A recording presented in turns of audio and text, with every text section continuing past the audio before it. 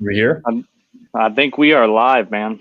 Perfect. If you can see us, go ahead and post a comment just so we make sure we've got everything lined up properly here. Just, hey, how you doing? Shayne's an idiot. That mustache is awesome. Whatever you want. Just post something. There you go. All right, cool. We got, Cecilia's in there. Cool. Awesome. Cool. All right, so we got everything set up. All right. So Nate turned 8 yesterday, which is pretty crazy. Yeah, we're getting a lot of happy birthday Nate Temples and yeah, I didn't even get any happy birthdays when it was my birthday.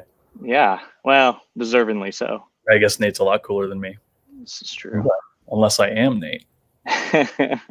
Oh, hi from Scotland. Hi from New York. Oh, there you go. Cool. Where you guys? Yeah. Post in here where you guys are joining us from. That'd be awesome.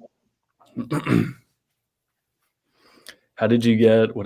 They're moving so fast I can't even see them. How did I know. You get facial hair? Lane's normally got a thicker beard than me, but I've been irresponsible and haven't been shaving. I'm actually getting the haircut today. So actually, 2 weeks ago, I screwed up. Mine was getting ridiculous, and mine doesn't bush out like yours though. It just doesn't look that good. But I was going to trim it with a trimmer, and I didn't realize how I set the trimmer and cut it way down short. And my wife was like, "What did you do?" So, well, done. It'll grow back. I'm not worried about it. So go sleep in the kids' room. You don't have a beard anymore. Yeah, exactly. Yeah, I don't get anything on the sides. I've only just started getting the jawline stuff, so it can pass as a beard. But if you see it in real life, it's not a beard.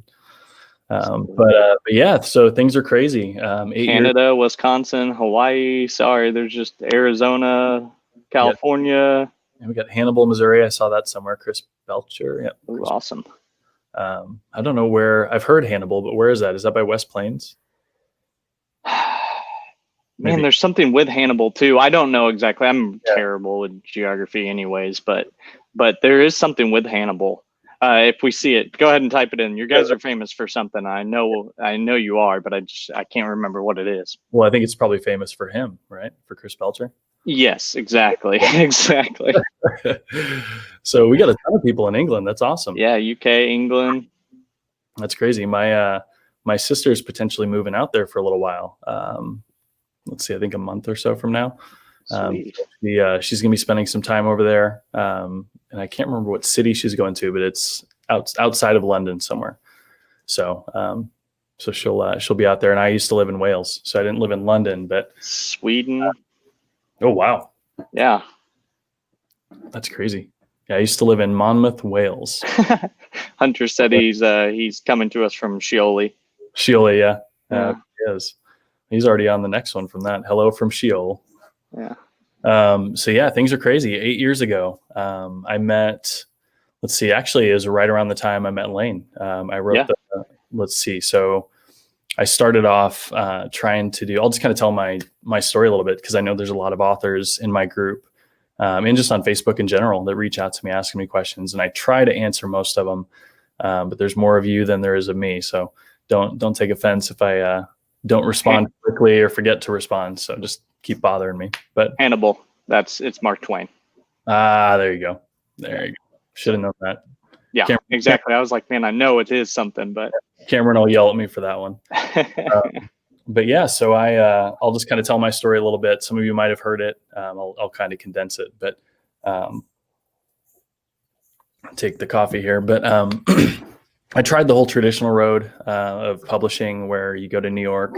I went to a conference, a writers conference with a bunch of hotshot agents.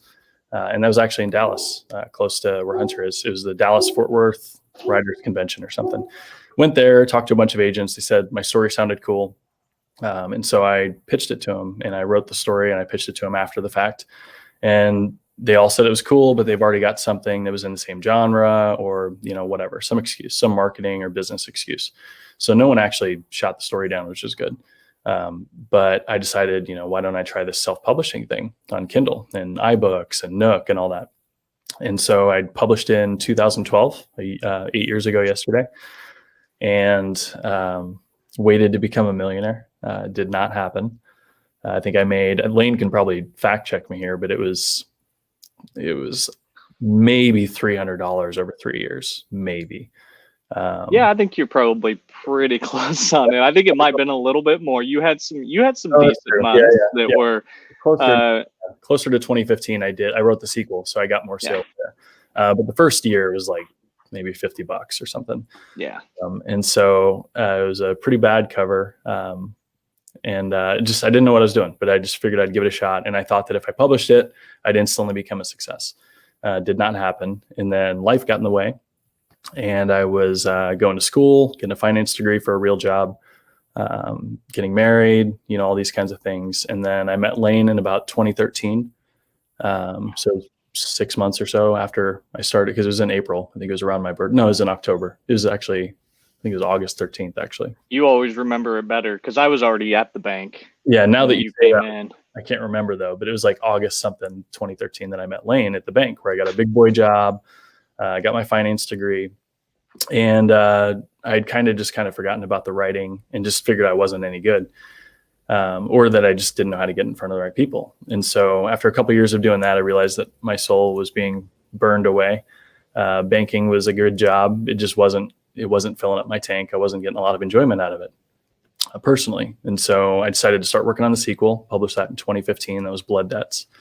And I realized I got, like Lane said, I made a couple $100, just basically friends and family saying, "Oh yeah, at least he wrote 2. That's actually more than most people." Yeah, I think you conned me into buying it or something. Yeah, Maybe a few times actually. I think I had to buy it from different. I think I conned everyone I knew into buying it, or that we couldn't be friends anymore. And so what's funny is it was probably around then. It was the first time that I got a sale from a person that I definitely didn't know, because I saw a sale pop up in Germany. And I said, well, I definitely don't know anyone in Germany. So that means someone who doesn't know me heard of my books.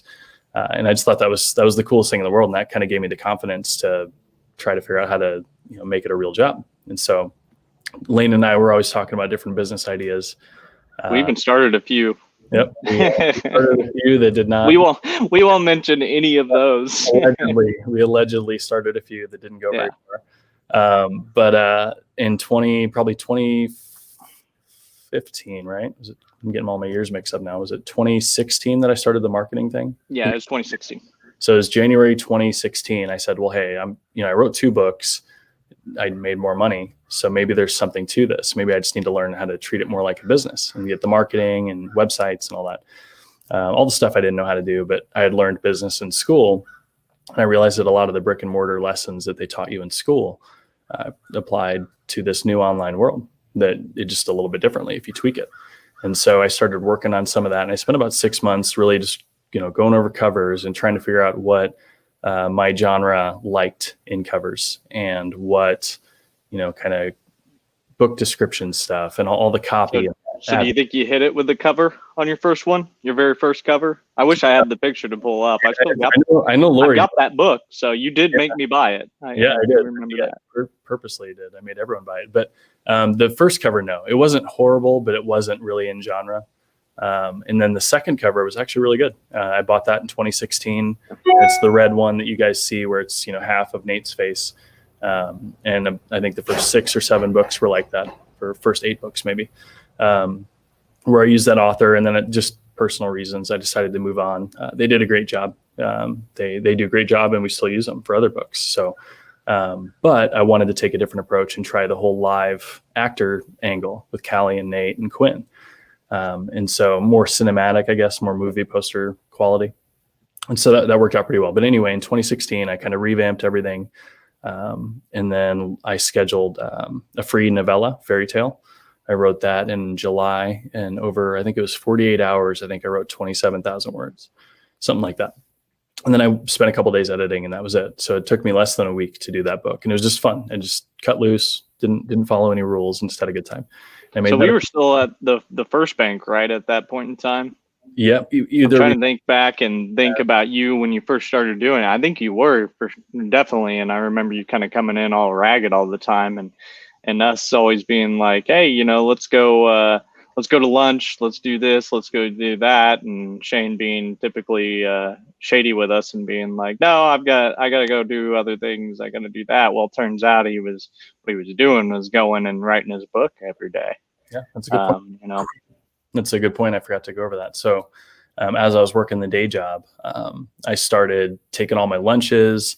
I would just take my laptop with me and I would go write at a coffee shop, just go to Starbucks or Panera Bread or something. And I would go write or do marketing or advertising or whatever, or watch some YouTube video on how to market or advertise. He's right. I mean, they would always ask me to go out to happy hour or to go to lunch or do this or do that. And I was always I was that guy at work that just never, I'd like to say 100%. I was Ron Swanson, but I wasn't that cool. I just didn't go anywhere. But yeah, so I went out and I just worked, and, I had a baby at home, so it was kind of hard to focus at home, during the, waking hours. And so I would do it at lunch or before work. I'd wake up at 4 o'clock and go work on the book stuff for a couple hours and then go to work, take lunch, take probably a long lunch most often, and work on the book stuff, and then go home, do the family thing, hang out with the wife and the baby, and then right back to the grind. Once they go to bed, it was 8 o'clock to probably 2 in the mornings on average, sometimes later, sometimes 1, but it was never earlier than 1.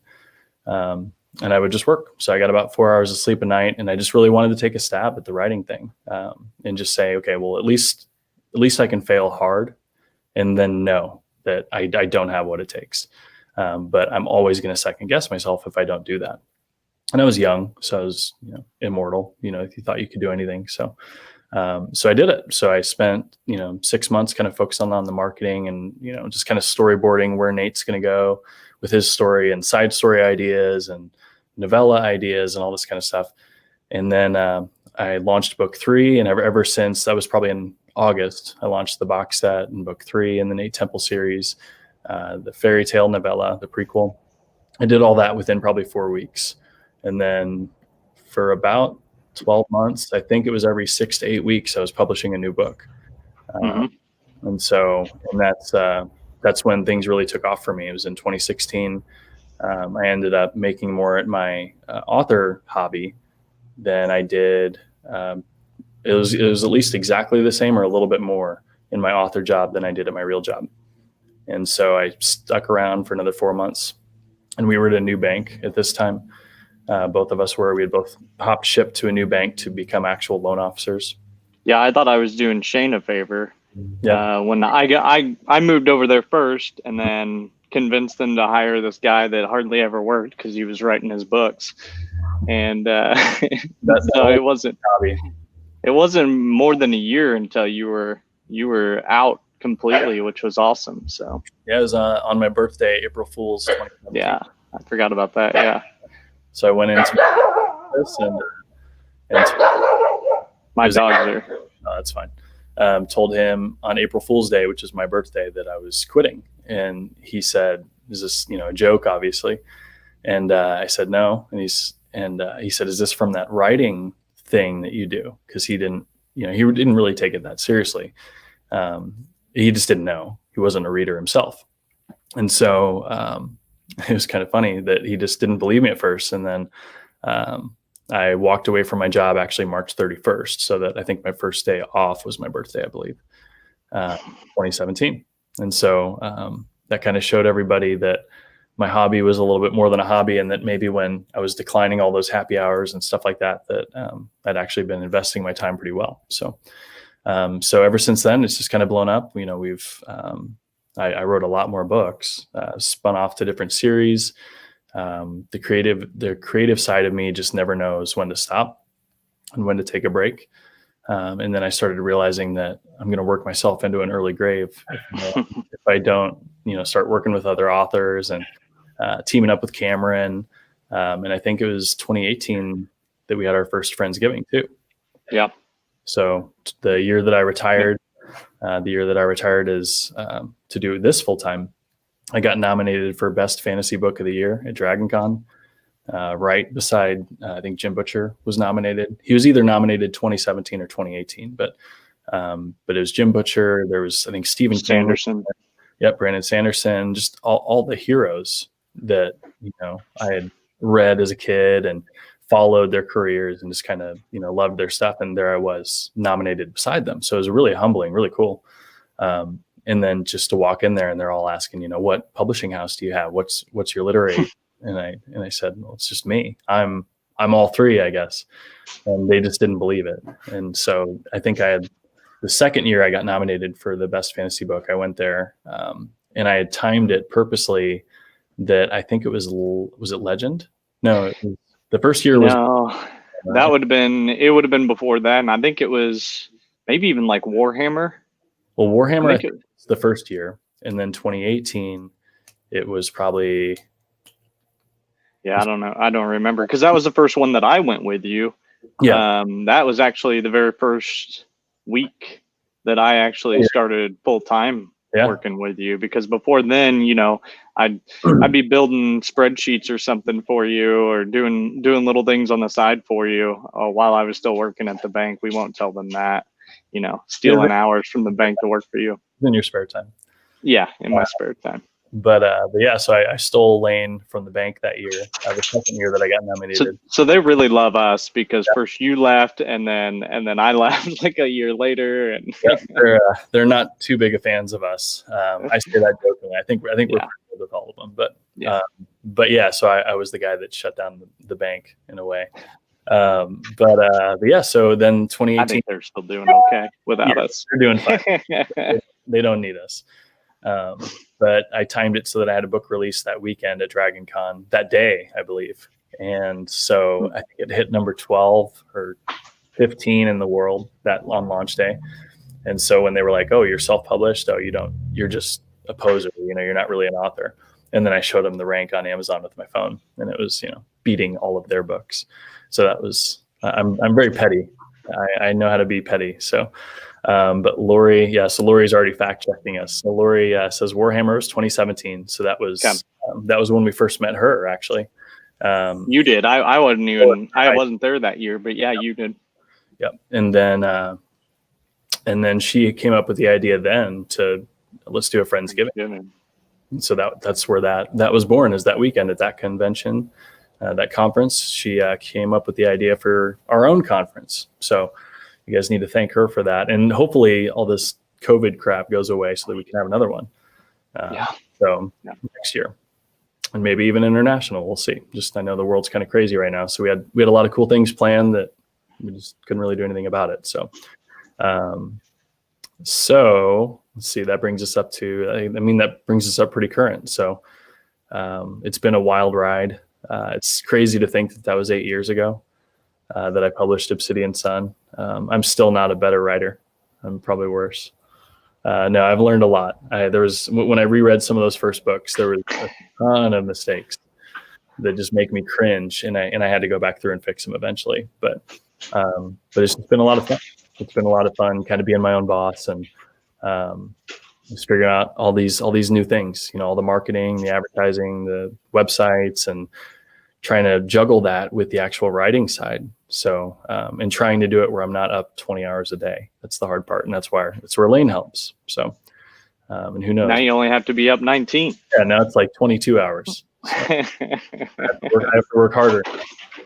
Lane does an amazing job. He's the one that came up with basically all the images that you see recently, all the advertising images and banners. And he's always working with the cover designers. And he really he manages everything so that I can focus on the writing. And so there's a lot of cool, I know I keep saying this, but we've had to deal with some personal stuff at my house that kind of threw off some of my deadline announcements. I was planning on releasing a ton of books in the last part of this year and up through today. Honestly, I was going to have a lot of stuff planned, but I had to put all those on hold.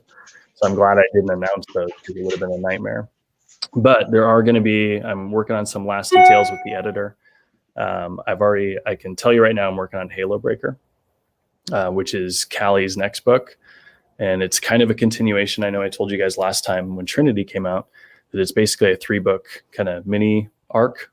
And I think Lane's pulling up a picture there. I'll lean to the other side. There you go. There we go. So I'm working on Halo Breaker, and I don't want to give any spoilers, but Trinity, it had an ending, but it also left a lot of things that are coming up, a lot of kind of loose ends that are coming up. And so Halo Breaker picks up right where Trinity left off, and it goes straight to the chaos, because she obviously said some things to people at the end that are probably going to start a fight, to put it mildly. And so this instantly goes into that fight. And this one is very little downtime. And it leads straight to some huge stuff in Kansas City and other places that you can probably tell from the cover. And then Angel Dust is going to follow that. That's Callie's book 11. And that's going to kind of be the mini conclusion to all the chaos that's been going on since Godless and Trinity. So that's going to be fun. So that's kind of what I'm working on right now is Halo Breaker, and it's kind of like writing one big story. It's definitely going to each have their own ending. I know a lot of people. Never mind. I won't even say that. Some people were upset recently about a different author that maybe didn't have the kind of conclusion they wanted in one book, and then part 2 came out and it was much better.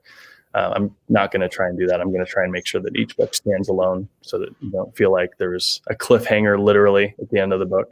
There might be unanswered questions, but it won't be a cliffhanger like that. So, but that's going to be really fun. And then next, let's see if Lane's got it ready. How quick he is. I'm quick. I'm getting ready. He's waiting for it. Shaded Devil, Devil's Due book 4.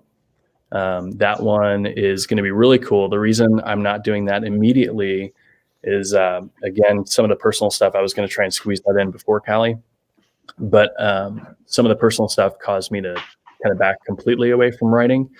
And with this series, I'm going to have to do a little bit of rereading just to kind of make sure some of the loose ends. My computer crashed at one point over the last year, so I had to get a new one. And so I really want to make sure that I'm looking at the most recent version of my files. And I'm always paranoid about that I don't leave any loose ends or anything like that, any Easter eggs that kind of go unanswered.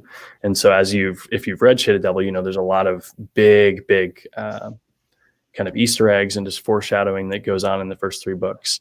And then book 3 ends on a pretty big one too. And so I really want to make sure that I do that book justice. I don't just want to rush through it, because there's just so many cool things with that series. It was originally going to be a 3-book series. And as I got into book 1, I realized that it's going to be at least 7. So it's just super cool stuff that I'm getting ready to go into. A lot of research. So that one I'm going to do right after Callie, because I should be able to do Callie's pretty quick.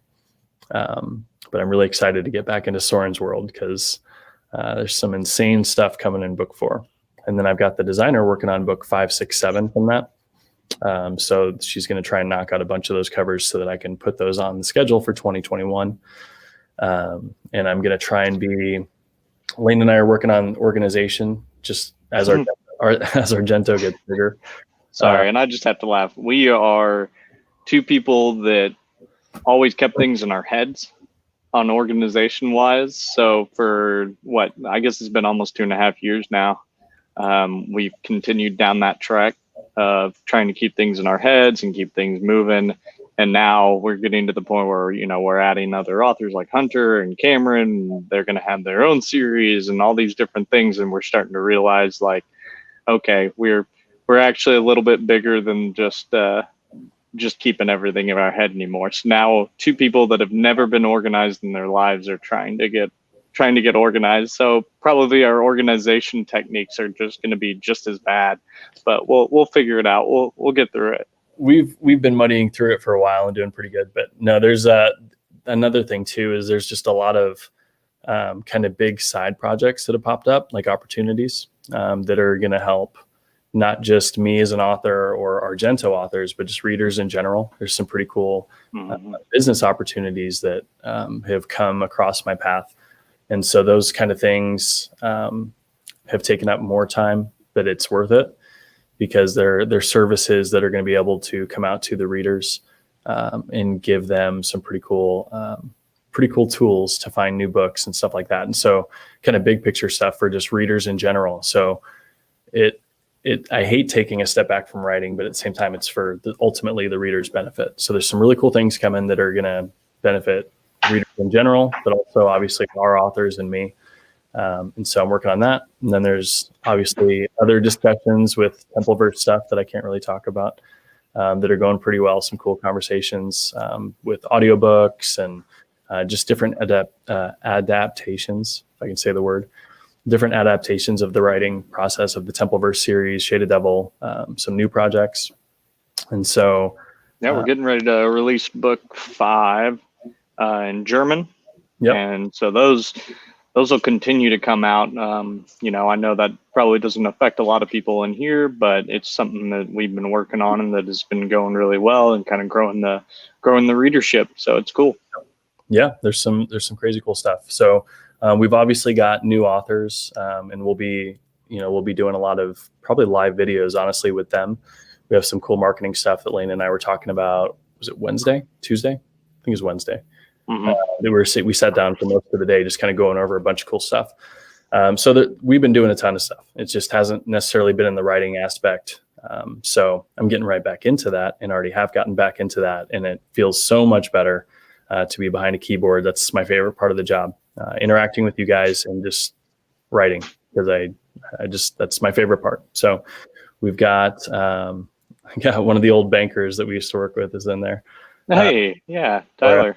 Yep. And I haven't talked with him in forever. So he moved northwest, I believe, if he's still up there. So, but yeah, some people are asking about Argento in general. That's my publishing company. I came up with that really just for tax reasons and to make myself look more legitimate to real authors, instead of saying Shayne Silvers, published by Shayne Silvers. And so I came up with the name Argento, and Argento is silver in Italian. And then since I can't do anything with just double entendres, I had to do 3. And AG is also the symbol for silver in the periodic table. So it's a trifecta of silver. So that's why I came up with that.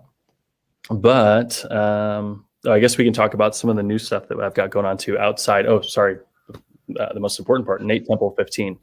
That is, I've already been working on that on the side, just where that's going.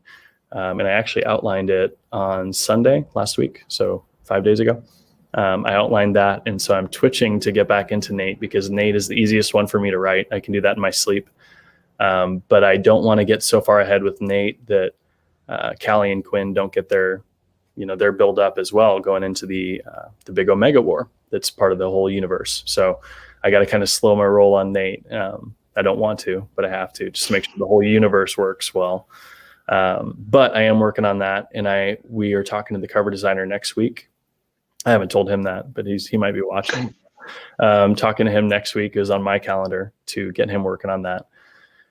And then outside of that, I'm working on a super secret co-author project with a really badass author. And I actually just finished editing some of his stuff for the book last night. And so I'm sending that back to him today to go over and review, and then we're going to talk after that. So that's going to be pretty cool. And we're talking about different ways to release that, whether we go just different avenues, whether we do audiobook first or all of it at the same time. There's just different ways to promote that. So we don't have a date for that, just for that reason. If we're doing ebook, we can give you a date. We'll be able to give you a date a lot sooner, but if it's audio first, we'll have to see what their schedules are. So there's that. And then I've got a new series that's probably going to be end of Q1, just depending on the Nate, Temple, Templeverse, Callie, Shaded Devil, all of that. But we just got the rough cover today. And so Lane can throw that up there. And there's a few tweaks we're going to make because I think that almost looks like, there you go, trying to lean away. It almost looks like Fabio in a way. So there's some tweaks that we're going to make to that, but that's the basic concept. And that's it's going to be called Shattered Halo, the series. And it's super cool. It's a fallen angel story. And I've had to do a ton of biblical research on that and Book of Enoch and stuff like that. So that one's going to be really fun. I've been talking to a couple publishers about that and just kind of looking at different options on if I want to self-publish that or go through audio first or straight to a literary agent, see if they can try something new. So that one, I'm really excited about that one as a new series because it's not like anything I've read before. It's badass. I can't wait to do that one. So definitely a new take on angels. So I think that kind of sums up my current stuff, and I'll be trickling out announcements here pretty soon on dates. I know Halo Breaker will definitely be the first one. Then probably Angel Dust and Devil's Due for Shaded Devil, and then Nate Temple 15. and then either this Shattered Halo or the co-author project that I'm working on, which I'm trying not to give any details away yet because I got to talk to my co-author with that. So Shattered Halo won't be a part of Templeverse. People are already asking if it'll be Templeverse related. So. Completely separate. Yep, it'll be completely standalone, just like Shaded Devil. And it's I don't want to give too much away without ruining the story, but it's going to be pretty wicked. And I know a lot of people write angel books and stuff like that, but I haven't read anything like what I'm planning on doing at all. So kind of like I did with Nate, where I broke a lot of rules in good ways. So there's a lot of rule breaking that's going to go on with Shattered Halo. So that's pretty much what I'm doing writing wise. But today we're here to talk about Nate. So we've got Obsidian Sun. We set that up. We couldn't time it perfectly, but we could time it pretty close to his birthday. So yesterday was his birthday, but today through what is it, the 12th, 13th? I can't remember. 13th. Through the 13th. So 5 days. It's completely free, no matter if you're on Amazon, if you're a member of Kindle Unlimited or whatever. Sorry, if you're a member of Amazon's Kindle Unlimited, it doesn't matter. You can still get it for free. So what we're going to be running a lot of promotions here after the fact, after the event here. And Lane might have already posted some of them, but we're going to be doing a lot of sharing promotions, a lot of social media stuff, and we're going to be giving away a bunch of signed copies. So here's a glossy version of the book. If I can get my fingernails out of there. There you go. So we're going to be giving away a bunch of these. Lane ordered a bunch more yesterday so that we know that we have enough. But yeah, we're going to be giving away a ton of those for free, signed paperbacks, maybe even some other swag stuff. And I'll kind of let Lane touch on that before I commit to something that we're not doing. Well, it always is. We always, our organizational thing again, where we're just like, hey, let's do a prize, and what do we have, and all that kind of stuff. Well, normally it's just, hey, we're gonna say something, and then we're gonna find out how to do it, and make it happen. But yeah, we finally ran out of the Templeverse coins that we had that has the Nate Temple crest on it, but we ordered some more of those, so we'll probably be giving away some of those. And then after we give away a few more of them, we'll probably add them to the site, to the merchandise site, where you get all the signed books and all that kind of stuff. And also, we're going to go ahead and change that site around a little bit. You'll still be able to use the same URL and everything like that, but it's going to be more like the Argento bookstore. So it's going to have, all of Shayne stuff, all of Cameron stuff, all of Hunter, everybody that's under the Argento brand then can be in there, and you can easily find all the books that you're looking for. And if you want signed books and all that kind of stuff. So any kind of bundles, we'll probably have things like that too, where it's like, buy two, get one free, or, stuff like that. There'll be bulk opportunities too, hopefully. And then maybe we're entertaining. I know Kimbra has done this. We've talked about it. We're just trying to find a way cost effective, but doing some kind of box where it's, you get 2 books and a coin and, whatever else, t-shirt, so we're trying to find a cost effective way to do that. With shipping, and especially overseas. I know anyone who's tried doing an overseas order knows that it just kills you on shipping. So we're just kind of looking at some of those options before we start putting those out there.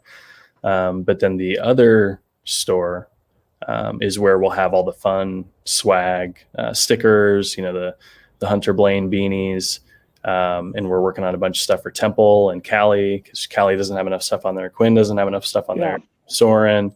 So we've been working on a lot of those things. In my writing break is coming up with a lot of the things like that, little stickers, bookmarks, whatever. And another thing, I just saw, yay, Merry Christmas to me. Another thing that I want to put on there is actually gift cards for people. So if you're wanting to, buy somebody else a book or something off the site, and you want to give it as a gift, well, we'll be doing, hopefully shortly, I'll put gift cards on there, so you can just buy the gift card and give that to somebody else and do that kind of thing. So yeah, we've got a lot of the freaks that are in the group. They do that on their own a lot of times. So that's kind of the reason for that, is because we've got so many just really charitable and kind of not altruistic, but just really big-hearted people that constantly reach out to us, and they say, hey, here's I'll buy 10 books, just find 10 people to send them to, I'll pay for it. And so we get that all the time. And so we're just going to try and find a way to make that easier for those people. And also we've got a couple things. We're just really working on outreach, because we've got a couple opportunities recently that schools and libraries have reached out to me to come speak, virtually or in physical person at their schools or their libraries, and just, get new readers into, my books, or just reading in general. And so there's a lot of cool things that we're trying to do just as a publishing company outside of my book. And another one, I don't even know, you probably know, maybe I mentioned this to you, sometimes I just make decisions on my own, is on the site as well, you can actually donate now. It all goes to military. So what the goal there is that we're going to find a there's a non-for-profit, that's the word I was looking for, non-for-profit that you can donate the money to, that they'll buy books for the military, or we will, periodically pick out a library, a military library, and send all of the books to them, assign books to them and do that kind of stuff. So there's a donation on the site now where you can just go and donate whatever you want, and that money is going to be sent into getting books to the military. Yeah, we've gotten that request a lot too, where people, their platoons overseas and they don't have anything to do in their off time. And so they'll say, hey, I'll pay for it, or my wife's going to pay for it for Christmas. And can you just send us all the Nate books? I've read them, but none of my friends have, none of my fellow soldiers have. And so we try to accommodate that whenever we can. But it's not always easy either, shipping a big box to, FPO, or I can't remember what they call it. But just the forward operations base, FOB, I guess. So we're always trying to do stuff like that. I know I've sent things to jails, to certain, people who are in prison, and they're trying to turn their life around. We've gotten some really cool messages where it's like, hey, I was arrested for XYZ and really trying to turn my life around, and I just want something fun that's, not a bad habit to do while I'm in my cell. And so we sent books to those guys too. We're just trying to do a lot of the publishing side things too, where we're really kind of reaching out just to readers in general and letting them know we are a real publishing company. It's not just the stigma of a self-published author out there for themselves. We're trying to give back. So, and just find new readers, because that's always fun, is introducing them to cow tipping the Minotaur and showing them that not all the fantasy rules are the same, that I like to break a lot of them. And Hunter definitely likes to break a lot of them. And Cameron, he's working on some new stuff, and Kimbra's finishing up some stuff, and we've got a lot of cool things in the pipeline. So, but with Nate, we're going to be posting those contests. I don't know if do you have that information? Do you want to talk about it now, or are we going to post after? We'll post after. We'll post after. I'll make I'll probably make a post on your author page, and then I'll make a post into the Den of Freaks on Facebook saying, hey, go to the author page and share this post. And then I can see who shares it, and that'll enter you into the contest, and a lot of different things throughout the week. We'll probably do that one today, and we'll announce what the prizes are going to be. And then we'll probably do one every day until the free days are over. Yeah. And so the main goal there is it's completely free, no strings attached. So we're going to run contests for you guys to share that far and wide. And, make sure you ask permission, obviously, if you're in someone else's group. Don't just spam. We don't allow spam in our group for that reason, because it happens a lot. So don't be that person. But it is completely free. So if you reach out to another authors group, or a fantasy group, or whatever that you're a member of, and say, hey, this author that I really love has his first book completely free on Amazon. Can I share it? Just ask them first. But it's completely free, no strings attached. So we're going to be running tons of contests for that, with signed books, coins, whatever. I think we might even have some Kindles or something. We got some Kindles and coins and signed books and coupons for the store, so you can go pick whatever you want, but get a discount or a free item or something. So we'll be working on that after this show. It's kind of hard to share it here. That's why we're not sharing it in the video, because even if we shared it here, you can't do anything with it. You need the words and the links and all that stuff. So we'll share that after this. Speaking of the links, You want to go into the next link that would be cool for us? Remind me I which. can pop it up on the screen. Yeah, there you go. That's what I thought you were talking about. So the Goodreads Choice Awards. I don't know if you guys have ever heard of that. They do it every year, and apparently it's a huge deal. I really wasn't aware of it. I thought it was just one of those kind of fan lists or whatever, where readers are just like, hey, that's my favorite book, and there's 400 of those lists. I thought it was one of those contests. Apparently, it's the official Goodreads Choice Awards, and so we were nominated, or readers nominated us. Thank you for doing that.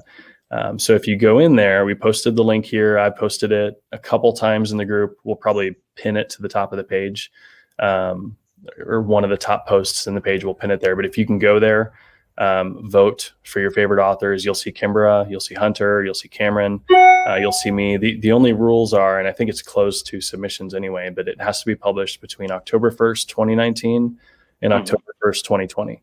And so I don't think there's a limit on how many times or how many books you can vote for, but just go through and vote for any of the books of Argento that you like. Even if you don't like them, vote for it so we can win.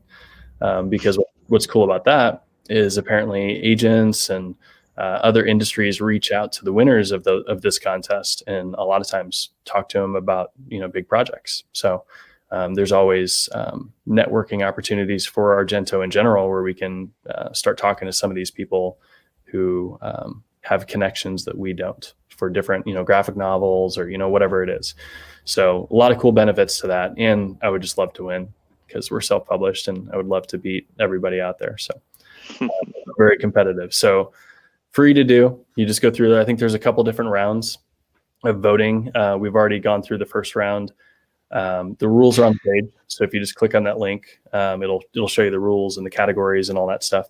But I think there's 3 different rounds, and then they announce the winner either November 19th or October 19th. There's a little bit of confusion on that, but I think it's here. I've got the web page open, so I can pull it open real quick. Let's see. So October 12th through the 16th is a jury round. So we're coming up on that. So they're going to take the top, I think it's the top 15 books that are nominated on there, and then there's going to be a jury round, and then after that, the October 19th through the 23rd is going to be the final round of voting, with the top 5 that were picked by the jury round, and then winners will be announced October 25th. Okay, so we'll definitely keep annoying you guys about that, just because it's a big deal. I mean, if we win, normally these things are dominated by Sarah Moss or whatever. They're just typically overtaken by the big publishing houses, and so it'd be really cool just for any of the self-published authors to win. As far as I know, maybe a bunch of self-published authors have won in the past. From what I saw, it didn't look that way, but I could be wrong. There could be different categories that is all self-published. It's cool because I went on there and kind of scrolled down through them, and there's a lot of self-published on there now. Awesome. Yeah, and I'm not sure, you like you said last year, it could have been dominated by self-published before, but anytime a self-published is getting that kind of notoriety is really cool. So it's a big deal, yeah, because then it gives us credibility and opens up a lot of doors for us, where we can start getting access to some of these paperback printing options, where we can go inside stores and make our books available at all the places that traditional publishing is. And so it's not just necessarily for me, it's just that, if I win, I'll be a spokesperson for all self-published authors, just to try and help all of us. So, because it's changed my life. I mean, I would still be a miserable banker without this. So now I'm just a miserable author. So that's better. But yeah, so we'll be posting about that a ton. It takes like 5 minutes. It's not complicated. You just click that link.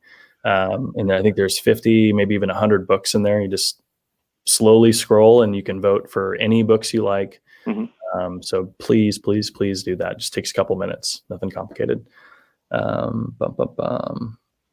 You want to talk about our next move?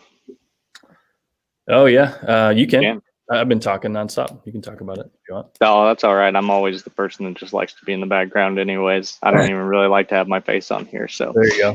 Anyways, so yeah, we're I think we probably hinted at it a few times, and we started to try to get in the same place, because me and Shayne have been working in separate places for a little over 2 years now. So we've kind of been trying to figure out how to get in the same place, work work from an office, and so we initially tried to buy a bank, and then unfortunately COVID and all that kind of stuff happened. We didn't know what was going to happen, so that deal kind of fell through after COVID. Hold on, just to clarify, we could have gotten it. We chose to back out. Like, we didn't miss it. We said, no. With all this craziness, we don't want to do that right now. Yeah. But that was a fun story because it was actually an old branch that wasn't being used anymore. Of the bank that we left. So it was going to be really funny. And even they were laughing about it. Yeah. You know, we quit to do this writing thing, and then we're going to buy one of their old branches. So that's still potentially on the table down the road. But for now, we've found a better option. So go ahead, man. Yeah, so we're on the 30th. We're going to close on a property here in Missouri, and so we'll be moving there, which will be awesome because Shayne's basement looks like a mad warehouse of boxes and books and all that kind of stuff. So now we're going to be able to have like a room that we can actually do where we don't have to go outside and to have it look somewhat nice. Like, my office is a hot mess, so I had to come outside. It wasn't looking good. So we're going to have like specific rooms for that, specific rooms for shipping, all of this kind of stuff. Just really trying to maximize our area and get in the same place and make things better for everybody.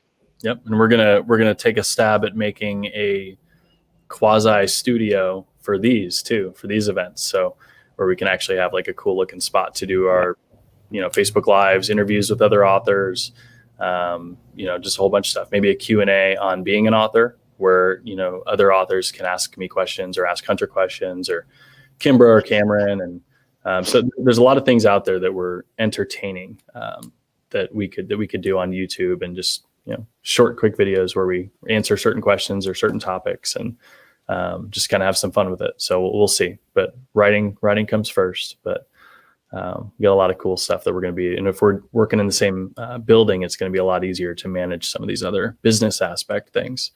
Yeah. So it's going to be pretty cool. Did you see the name? It's not as big anymore. Oh, here. I love it. There we go.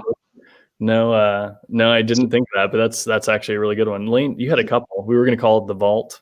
Yeah. It had like an older, big swinging vault door in it. So there was going to be a vault room, and obviously we were going to lock up all the books in there. Yeah. And all that kind of stuff. Yeah, we had a ton of different names. So yeah, if that ever comes back into play, maybe we'll just we'll vote on it. We'll put it in the den. What do we call this place? Yeah. It's so there's a lot of cool opportunities on that, and I hated turning that down, but it wasn't smart with COVID. No one knew if the world was about to end or not, so we're like, let's wait. Yeah. So. Steve called it Wayne Enterprises. I saw that too. It's a good one. The Armory. Yeah, there was a bunch of topics like that. So, but it was a really cool building. So we'll see. Maybe down the road we'll get that. Yeah. But I can't think of anything else. We'll be, like I said, we'll be doing a ton of contests over the next couple of days, and it'll be on social media. So it'll be like, hey, follow me on BookBub and just post a screenshot of you following me. Follow me on Amazon, post a screenshot, and that'll get you an entry. Or share the link to the free book, post a screenshot every time you share it, whatever group you're in, wherever you're sharing it. And that gets you an entry. Sorry, I'm reading the comments while I'm talking. That gets you an entry every time for one of the free signed books. So we'll take care of that. But yeah, unless anyone has any questions, I can just sit down and go through any questions that anyone has. I don't know if anyone's had any so far. I think there has been a few. Kind of going back to like, why did you even start writing, Nate? Yeah. So, it's a good question. I don't know. A lot of people probably have heard that, but a lot of people probably haven't that are new. I was always a big reader. I was never a grammar person, or I was never a writer, really. I never went into the English major angle. I was never interested in that. I didn't like English class. I loved reading, but I hated English class. I just hated all of that kind of stuff and that kind of highbrow. Oh, have you read Chaucer? Have you done this? Like, I loved reading it. I just didn't really care for all the academia, I guess.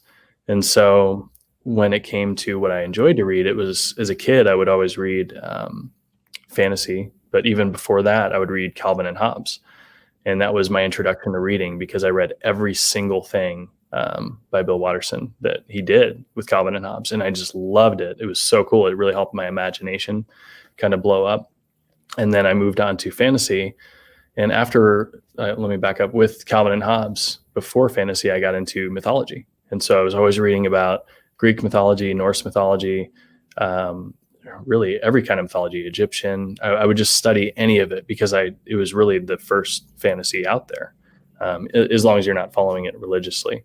To me, it was just another fantasy story, and it was just really cool to me. And so I had all these, great visuals in my head of what Hercules looked like, or the Hydra, and then I started watching movies with these characters, the Hercules cartoon, and you see what the Hydra looks like, and you just see all these tropes, and kind of everyone thinks the Minotaur looks the same way, and everyone thinks the Gorgon, Medusa looks the same way, and everyone thinks Hercules is like this, and everyone thinks Achilles is like this. And I just thought, wouldn't it be so cool if all of those stories were just drastically wrong, that they were all, propaganda, I guess you could say. And what was the real story about these people? And so I started reading fantasy, hoping to look for some of that. And I just saw a lot of, great writing, great stories, great world building. But when it came to urban fantasy, it wasn't very long before I got bored. The stories could be really cool, but it always just felt like they took the same character, put him in a different setting, and wrote a book. And so it never really sat well with me that no one ever changed the characters. And instead of making them, heroes from the get-go, like maybe they're the Captain America type where they're super weak, but they've got a big heart, or Frodo Baggins, where he's like, has no violence or physical skills, but he's got a really big heart. And I just didn't want to do that. I wanted to kind of take the other approach about what about a guy or a girl that is kind of a bad person, or at least has a lot of bad traits, and they get knocked on their butt. And then the rest of the series is about them trying to claw their way back to the top with a different perspective, just a more, maybe not humble, but just a more cynical appreciation for what they had and what they should have done differently. And so it was more of just kind of a darker, grittier, realistic taste of what these characters could have been like, these famous mythologies. And so I came up with Nate. I wanted to make him pretty unlikable in the beginning, that you could see a little bit of the good person beneath, but that he's just got a ton of bad, annoying traits, or whatever you want to call it.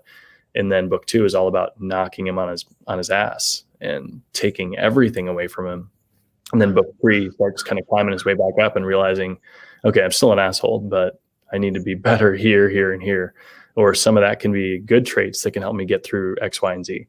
I just need to figure out how to balance this. And so it's just really fun to write a story about that, about a guy trying to find himself, as opposed to a person trying to find the strength to do what they've always known they could do.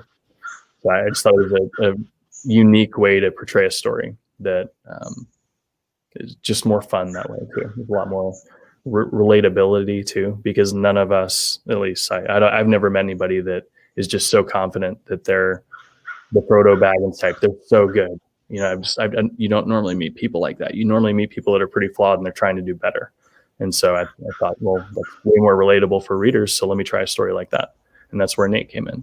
So, and then Callie came in with a different perspective, where she grew up in like a Bible Belt area, and even worked for the church, but she wasn't really a church kind of person, but she's still a good person.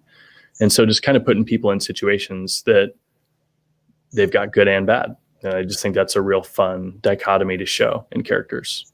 So, because everyone can relate to either aspect of that, where they've got good things and bad things, and they're trying to find out how to take one step after another. So I thought that was fun. So that's kind of where he came from. Sweet. So I can toss up some of these questions. I kind of changed the format of it. So, I can read off the questions. So, how did you decide where Nate, Callie, and Quinn are from? Yeah. So with Nate, I've alluded to it, and it's not really a secret if you've read all the books. Missouri is very important. It's because Missouri is known, St. Louis is known as the gateway to the West. And it's, called the Show Me State. It wasn't even that I was from here, honestly, because I was there was a very good chance that I wasn't going to be here, that I wasn't going to be living in Missouri. But just some of those aspects of American history, there was a lot of cool things with Lois and Clark, and it was kind of the first step into the frontier, for a lot of perspectives that people have. Is that St. Louis was kind of the stepping off point into the wilderness for a long period of time. And so I thought that was really cool because obviously I'm talking about Western mythology, with the Greeks and everything. And so if it's a gateway to the West, it makes a lot of sense to have Nate on one side of St. Louis and then Callie in another. And that they kind of have to meet in the middle. And then there's always the famous rivalry between the Royals and the Cardinals, where they call it the Lane can answer this, but it's like the I-70. What do they call it when it was the I-70 series instead of the World Series? Is that right? Yeah, I think yes. I-70 series. I think that's right. There's something like that, but there's a huge rivalry between Royals and Cardinals. And homecoming, I think, originated between, was it the Chiefs and the Rams? Or no, sorry, Mizzou and KU, right?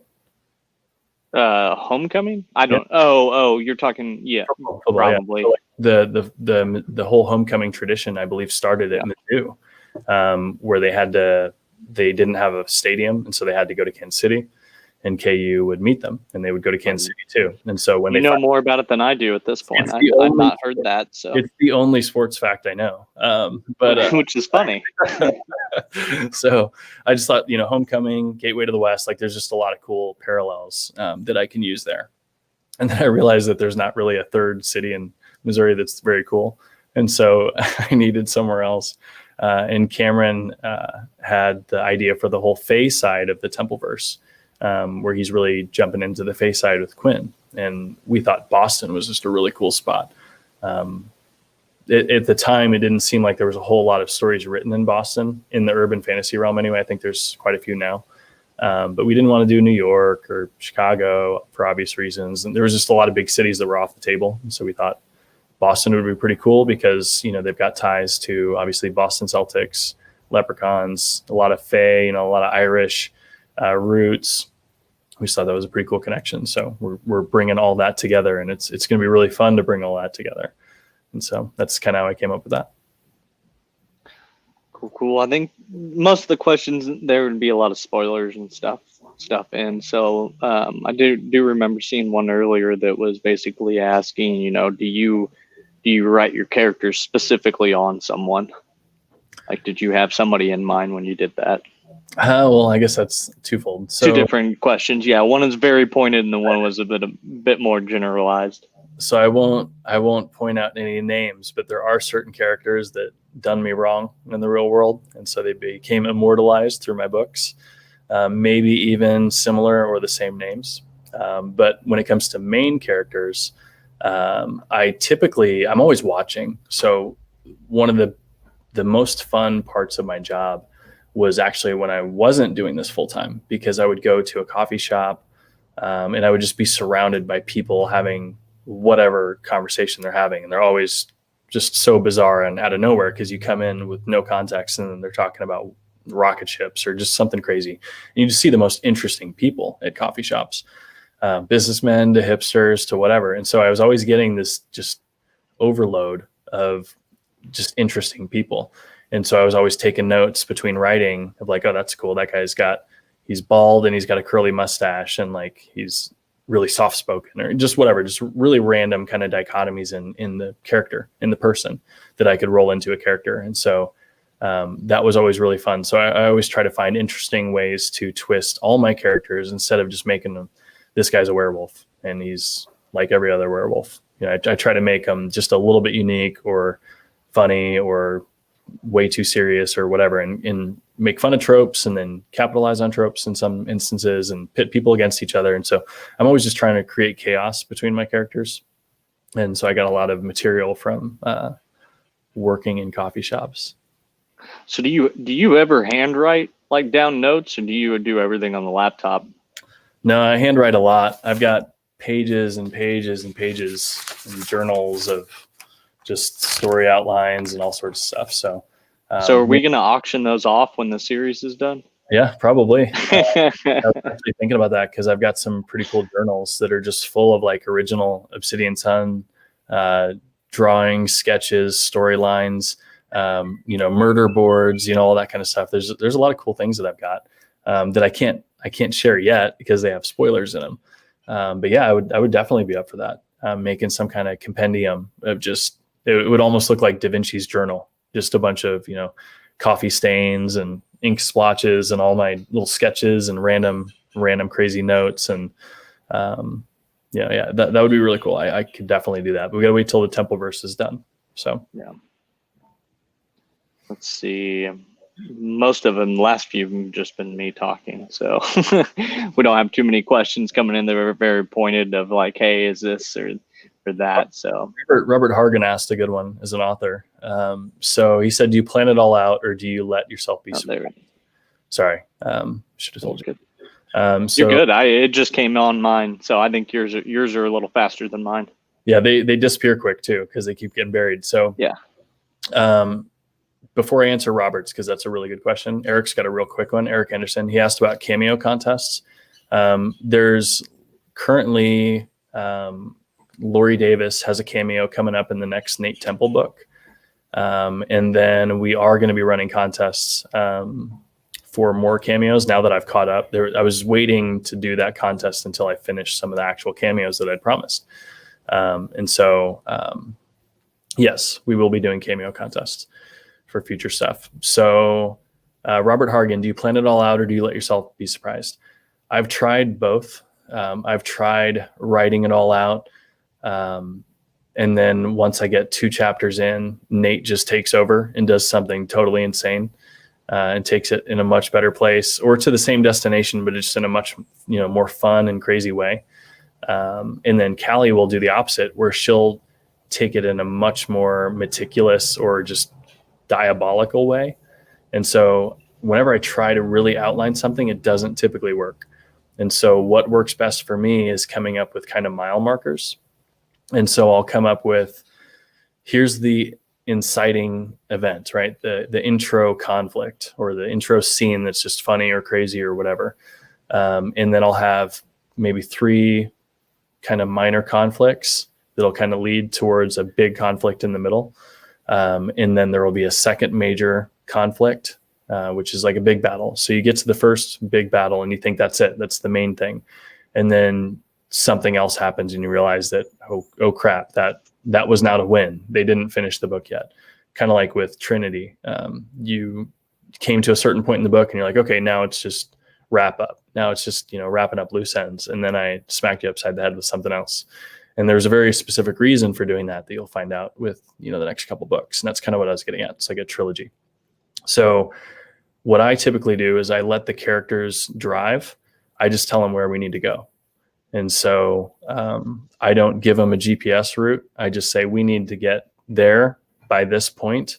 And here's the mile markers we need to do along the way. You can take back roads. You can take public roads. You can wreck the car and we can walk, whatever it is, it's up to you, but we need to get there.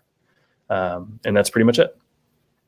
So cool. I'll kind of change up some of these. There's some that are in here that are good. But like, so when you're coming up with a character and not just any specific character, maybe you have one in mind or anything like that, but have you ever had one that's come up where it's in a weird way? Like you came up with that character from a weird way or anything like that? Like how does a character get built in your mind? So Carl, a specific one. There you go. Yeah, Carl obviously came up in a very strange way. With him, it was more the concept of his people, the elders, that I really needed for the book. And so I needed like a kind of separate race that everyone was scared of and no one really knew much about. They're kind of like the boogeymen. And we're getting really close to finding out what the whole point is with them. And it's a lot more important than anyone ever thought. And you've kind of seen hints to that with some of the recent Nate books. With the mausoleum and stuff, you found out some things that are connected to his people. So I needed to tie that in and just kind of come up with this really kind of alien creature. And as I started writing him, I was trying to think of I knew how alien he was going to be and how crazy and just different. Like he was just very vicious and very primal and kind of animalistic in his thought process. And so I wanted to come up with a name, and I was coming up with all these really grand, like traditional fantasy names. And I was like, no. And then I started thinking of funny names, and I was like Bob, Dick, Carl. And then I just realized that was perfect, because every time I was trying to get Carl to interact with anyone, he was just so unpracticed with social cues and how to talk to him that he would just say the worst, terrible things in the world. And I realized that I can make that really funny. Like, he's not trying to be funny, he's trying to be serious, but I can make that funny to everyone else, or just horrifying to everyone else. And so Carl just kind of took off on his own. And it was actually for a very serious reason that I came up with him. And then I was able to portray him in such a way that was just so much fun and kind of lighthearted that it made him less scary, but still very scary, and maybe more scary in certain ways. So yeah, there's always strange ways that I come up with people. I'm trying to think of any others off the top of my head. Let's see. Do you have one that maybe you started up writing in a certain direction, and then they kind of turned and became a bigger character than what you thought they might be in the series? Or let me think. Alucard? Or in any specific book, like maybe not the whole series, but a certain book or anything like that. Yeah, I would say Alucard. He became a lot bigger than I initially intended him to be. I think I was even going to have him killed in Grimm, I believe. And it was going to be like a really cool inciting event. And then I decided to kill someone else instead. But they were going to be killed anyway at a different time. But yeah, so I just, the more I wrote Alucard, the more I really liked him, and realized that he's fun because he's the monster that is scared of himself. He's scared of becoming what he is. And so I thought that was a very cool difference for a lot of the characters who love being freaks or love being werewolves or whatever, where he is trying not to be a monster, and he does it so much that he's scared to open up. And I thought that was really cool, because so many people in real life are scared to be them true selves, scared to be their true selves. And I thought that was a really cool way to kind of show that you can open up and be whoever the hell you want to be. And I just thought it was fun to keep him around. So he became a much bigger character than I thought he was going to be. So, well, it seems like most people agree with you. Yeah. I think you're getting death threats if you try to kill him off or anything like that. Now, I'm not going to say that specifically that you're getting death threats, but yeah, you are. So that was in book 3. So don't worry. No worry. Yeah. So to answer a question kind of vaguely, I see myself releasing a book in November. Okay. I can't put a date on it yet, but it'll be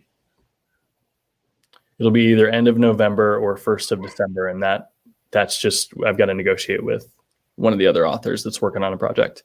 But I am working on something right now. And hell, I mean, if I tell you November 30th and I finish it, way early, I might release it early. So, but I should easily be able to have something done by November 30th based on what I already have done. So end of November, early December, there should be at least one. Perfect. Let's see. I'm trying to see if there's nothing too much coming in. So I don't know. Do we have anything else that we wanted to talk about, or been on here for about an hour and 10 minutes? Yeah, I think that's pretty good. Like I said, I'm going to be jumping on there a lot with just the different contests and stuff that we have going on. I would just say don't forget to check out the YouTube. There's a bunch of different videos there with other authors, with me. Just kind of, there's more about my story there. There's a bunch of other videos there, and just check that out whenever you can. It's a bunch of cool stuff. With YouTube, that would be cool. We can start kind of growing that audience a little bit, and we're going to start putting specific things in specific places. Yep. And so that's kind of the benefit of the new place that we're moving to as well. It's going to be a lot easier to do some of these videos, because it's kind of a nightmare to coordinate with Lane and I. I know it's Zoom, but we still have to coordinate, different links and what we're going to talk about, and do we have enough books, and do we have enough this, and do we have enough that? And it's kind of hard when we're in 2 or 3 different places. So it's going to be a lot. And then so there's a lot about Trinity Audible I've seen that a few times in here. So I need to check in on it. But to my knowledge, it is being recorded right now. It was kind of a one that we were able to sneak in. The narrator had an opening, so we gave her the book. Hopefully she was able to continue to do it. But I don't have a specific answer for you, but it'll be soon. Perfect. So if there's any questions in here that I missed, which I know I did, I'll try to come through today and answer the ones that I can. Some people are asking questions that I can't answer, but yeah, there's a lot of questions in here that I can answer, and I'll jump through and respond to everybody I missed, because I can't keep up with you guys. I don't know how many comments there are, but it looks like there's hundreds. So yeah. So then there's one that posts a reading order across the 3 books. So we get that question a lot on the reading order. If you go to ShayneSilvers.com and go to books and then all books, like all Templeverse books, that'll bring you to a page where it has every one of the books in its reading order. So that's always something, or somewhere where you can go, and it's also in the back of every single book. Yep. Yep. No matter if it's Shaded Devil or anything, there's chronological book order in the back of every book. Yeah, we might need to update some of the older books, but if you follow that and you're reading through in order, the next book will have the following books that are coming and that kind of stuff. So, and it's on, like you said, it's on our website. Yep. And Lori Davis, I believe I know she does it every time, but I think the one that we have on our website is probably the same one she did, or maybe you tweaked it to update the cover or something. But it's actually, so it's not an image; it's basically links, and it'll have the image of the book, so you can go through. It'll have all the numbers of what book it is in the reading order, what book it is in that series, and if you click on the book, then it'll take you to that book's page, and you can read about it, even listen to it, decide where you're going to buy it, and all that kind of stuff. So, yep. And there's like I was saying earlier, Lori does make those every time there's a new book, and she pesters me before I announce a book so that she can update it.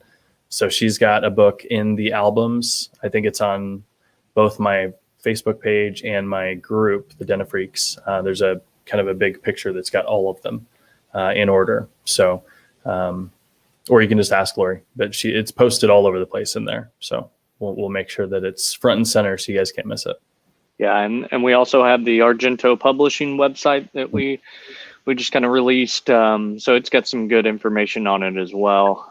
That'll continue to grow. Like right now, I think the featured pre-order, right now we don't have any pre-orders going up. So it's just, we still got Hunter's book on there, which is awesome. Go check that out. But if you just go to Argento's page, there's all kinds of things on there, and it's going to continue to grow as well. So with new authors, things to check out. Exactly. Oh, and our book club. We need to start a book in the book club on Amazon. Oh yeah, Amazon Book Club. Yeah. There's if you want to talk about that at all, there's I can make a post about it too. I think we made a post in the Den, I believe, but basically Amazon started book clubs. So, and it's not any book that you guys want to read all together and kind of discuss or something like that. That's kind of one thing that the Den of Freaks has turned into. It was originally, all Shayne's books and that kind of stuff, but now it's community. Yep. And so it's really cool. So we're trying to find places where, it makes more sense to go and read other people's books and read stuff. Cause as much as we hate to hear it, we know that you guys read other books as well. Unfortunately. Yeah. So I'll start writing fast enough that's not possible. We'll see if I can do it. No, that's not going to be possible. Some people every 2 days, 1 day. Yeah. It's insane. Yep. So the last thing is just make sure you share that link for Obsidian Sun. So we'll be posting more detailed contests for the free signed books.